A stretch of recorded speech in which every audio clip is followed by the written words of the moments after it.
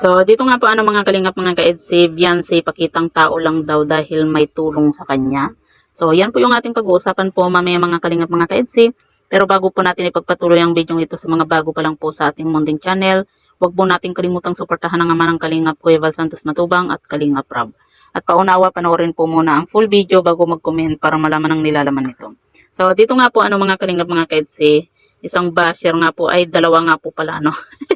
Dalawang basher nga po yung nabasa po natin dito nga po sa live nga po ni Kalinga Prab kung saan itong si Kalinga Prab nga po ay ikinumpara nga po niya itong si Beyonce kay Kalingap Jack na kung saan sabi nga po ni Kalinga Prab na parang pareho po itong si Beyonce at Kalingap Jack nga po ng ugali. Kumbaga napakasimple lang po yun bang kontento sila kung anong meron lang po sila, di ba? At yun nga po mga Kalingap mga kaidsi, merong kumbaga nanood dito sa live nga po ni Kalinga Prab na mga ampalaya, 'di ba? Kasi nga po hindi po nila matanggap na itong si Beyonce po yung ikinumpara nga po ni Kalinga Prab dito kay Kalingap Jack. At ayun nga po mga Kalingap mga kaidsi, sabi nga po niya dito sa kanyang comment itong si Ma'am Yolanda Sabi po niya dito, syempre pag tinulungan ka mabait, pero pag nakuha mo na ang lahat, wala. Papaano mo masabi na mabait nga daw po itong si Beyonce? Bakit nakasama mo si Beyonce sa bahay? Sabi po niya dito pakitang tao lang iyon dahil may tulong sa kanya. At ito pa po mga kalingap mga kaidsi, isa pa po nga nag-comment nga po sabi nga din po niya na bakit nakasama mo na ba si Beyonce sa isang bubong at alam na alam mo ang ugali. Sabi nga po niya dito yun nga po mga kalingap mga kaidsi.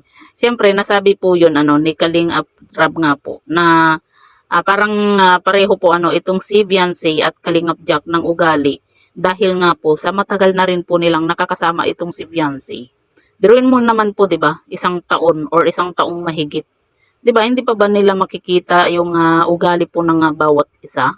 'Di ba? Siyempre kahit papaano makikilatis po nila yung isang tao sa tagal-tagal ba naman na i-vlog na po ni Kalingap Rob nga po itong si Beyonce, 'di ba?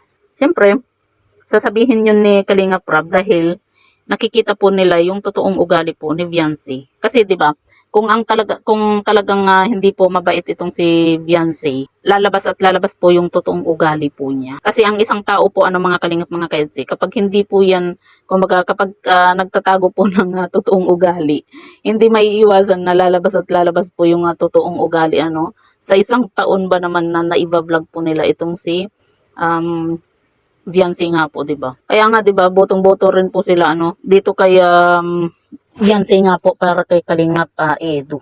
Siyempre, alam nga naman na sasabihin nila Kalingap Rab yung mga ganun na alam nila na plastic lang itong si Beyonce kung sakali, 'di ba? Hindi naman nila yan na gugustuhin itong si Beyonce para kay Kalingap Edu kung nagkukunyari itong si Beyonce nga po, 'di ba? Kung hindi po nila nakikita po yung totoong ugali po ni Beyonce. Kasi nga po 'di ba mga kalingap mga kaedsi, noon pa man po kasi nakikita na po natin dito kay Beyonce na talagang sa isang taon na binablog po nila itong si Beyonce, never po nating nakita ang nagbago po itong si Beyonce. At yun din po yung isa po na dahilan kung bakit kinumpara po ni Kalingap Rab itong si Beyonce kay Kalingap Jack. Kasi kung ano po yung nakikita po nila noon pa man dito kay Beyonce, hanggang ngayon ganun pa rin po. Hindi po nagbabago. Kita nyo po 'di ba yung mga ibang Kalingap Angels na hindi na po natin banggitin kung sino man yung mga yun yung mga dating natulungan po ni Kalingap Rab, 'di ba? Lumalabas yung totoong ugali. Kahit po hindi sa mga Kalingap Angels, 'di ba?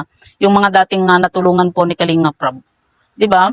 Unti-unti pong lumalabas yung totoo po nilang ugali. Doon po, 'di ba? Masasabi po natin na itong si Beyonce talagang napakabait po na bata. Kaya nga po 'di ba?